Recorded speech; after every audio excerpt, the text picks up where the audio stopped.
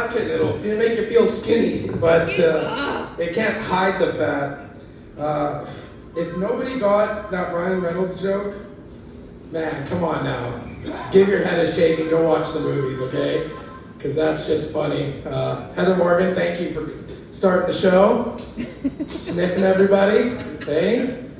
Your next line's going to be called Adam Provincial. Right. And then you're going to start in Alberta, everyone doing the provincial line. Right? That's crazy that you were in the jail system. I had a prisoner actually tell me that the worst things that guards used to do was they'd walk by and they'd shuffle their feet and then start whistling. So one day, I'm whistling, and this guy, I turn to him, and there's an X-Acto blade in my stomach, and he goes, "No whistling." And I go, "Why?" You know what the guards used to do? And I was like, okay, I learned something today. So I lost that job, whatever. Anyways, so I lost that job, and I went to a new job, and I learned something. When somebody started whistling, I said, "Hey, I went to prison. You know what the guards used to do? Made me look tough. Hey?" Not like when I was a choir boy. I wish I read those words on the wall. Be untouchable. You know? What else did I do today? All right. I shook a baby's hand for the first time. Not my finest fisting video, but it was what they ordered. Oh yeah. Yeah, I was a cool kid though. Knew the whole bop, bop, beep, bop, boop. You know, it was great. Mom was cool too. You know. And then like, it's weird when you have coworkers, you know, you gotta tell them like what's going on in your life. And I said, "Hey man, I have a comedy show tonight." He goes, "Yeah, tell me about it." He's like, "What do you got? I go, "I've been thinking about the first time I had sex. It's pretty funny. And maybe somebody will have that story too. So gather round. And hear about the time I was going for head, but had sex instead." I want to get you into that mood of hearing a story. A tale, if you will, okay? So, to put in context, now I haven't been the best with ladies, but I have been the best with booze and drugs. Trust my liver on that. You can see it's swollen, but I'm wearing black. Anyway, so, as I go, and I'm a 16-year-old lad, you know, there's these girls that are like, and now they're, to me, because I'm 37, married 9 years with an 8-year-old, they're like, to me, like an 8. Okay, but back then, I thought they were more like a 4. You see the difference here, inflation. You know? You gotta work with inflation here, okay? So, now I know those were the minor leagues. To get to the pros, you gotta play there. That's the league. Well, again, I'm not good because I'm a nerd, and these girls knew it. It's almost like they were vultures for it. They were like, "Oh, still a virgin. We're in the hairstyling group where all the girls get girly, right? Just sniffing around, eh, Heather? Right? Yeah." And then, sure enough, they find me and my friend Mike and our group of friends. Now, me and Mike, we're the coolest of our nerdy friends because we play sports. Not very well, but we play sports. So we're like, maybe a 9, okay? No, let's be realistic. I'm like a 6, 7, he's an 8, okay? He looks like Justin Timberlake, how's that going for him? Now you can age yourselves, okay? So this girl, we'll call her, you know what? We'll call her Gypsy Rose. Now, Gypsy Rose, no, we can't say that, that's trademark. We'll just call her Gypsy Girl.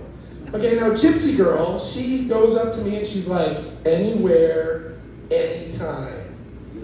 And I'm like, "Oh yeah, I'm a cool guy. Anywhere, anytime." So she gets really close and touches me and kisses me and I go, "Oh no, I'm a nerd, that's right." And I start shaking, I go, whoa, hey, whoa. So we start talking on MSN Messenger. And she's like, "Come on, Josh. Like, what are you waiting for? Your big talk." I go, "Hey, listen here, slut. You go have sex with my friend Mike, and we'll talk about it." I shit you not, guys. 2 weeks later, I get a call. Now, this is a landline. I'm poor. I have no heat in my house. You know, I have a landline. I get a call. Oh, Josh, it's Mike on the phone. Now, he has a cell phone because his parents got divorced, and it was a good settlement, okay? So he got to play Snake on the bus. And he calls me, he goes, dude, you would never know what just happened. And guys, you have no idea, like, the anxiety that went through the roof was crazy. He goes, guess where I'm walking from? I go, where? I'm at, I was gonna say her name, Gypsy Girl's house. And I go, really? He goes, yeah, man, and you'll never know what happened. I said, what? He goes, I went for head, but had sex instead. I said, really? You guys had sex? He's like, yeah, man. I was like, shit. I told her if she had sex with you, then she's gonna have sex with me. And here's the thing, guys, okay, I'm perfect for marriage because I don't care about sex as much as people think I do. But here's the thing, okay, so I get the message, hey, guess what me and Mike did? Everything's going around school. So I was like, all right, fine, you know what? Here's the great thing. Step up or shut up, right? Not up or shut up, okay? So sure enough, she's like, let me give you a ride home. I'm like, no worries. Gonna go study. Get inside, my mom's sitting at the table reading a book. She's like, oh, hi, who's your friend? That's Gypsy Girl. So we go upstairs and I'm like, I close my door, I'm like, okay, mom's downstairs. Just go for head. Just go for head. So we sit down on the bed, I go, yeah, mathematics, am I right? She's like, I'm like, I'm just gonna go to the bathroom real quick. I literally was like this. I didn't know what to do with it. Like, I don't know, I'm 16 years old. I read Playboys, honestly, for the articles. I'm just telling the truth, okay? So I go back inside, she's like, literally laying down. Now, she hasn't even gotten naked. She just has a skirt. That's why I kind of was like hesitant at calling her a slut, but I know there's levels to this, okay? When you get really good at it, you become an OnlyFans model. So that's a tier system. I'm not part of that program. Either way, so she's laying back and she's like, I'm like, okay, I was just looking for some head, but let's do this, right? So I go in, I get it. Now guys, again, I don't know what I'm doing. She knows because she's had sex before. She should know to tell me to bend my knees, to get at least a good pump. Okay, I'm fully extended, okay? I'm 5'5" at this point. I'm literally fully extended trying to, you know what I mean? Like, and I finished, but then I get a couple minutes going, I'm like, all right. I was like, yeah, I didn't even jerk off. Should be twice the load. She's like, yeah. Again, no one's naked.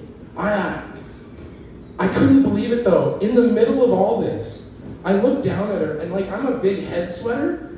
And as I'm sweating, I realize I'm thinking about my mom downstairs coming in through the door and trying to have sex and lose my virginity. So my sweat is just dripping off me like I'm running a marathon, and I'll never forget her face. Like, I thought maybe she was having an orgasm, and I realized, no, she was just disgusted. She didn't realize what she was getting herself into. No. Great. Are you gonna finish? So sure enough, I pull off the condom, and I hold it up, and she goes, is that it? And I just felt dejected. Anyways, I've been Josh Muse. Thank you very much.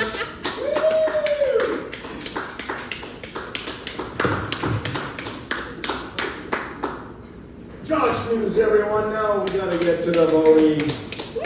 So you have your ballots in front of you. Let me know when they're all filled up, and I'll come and get them.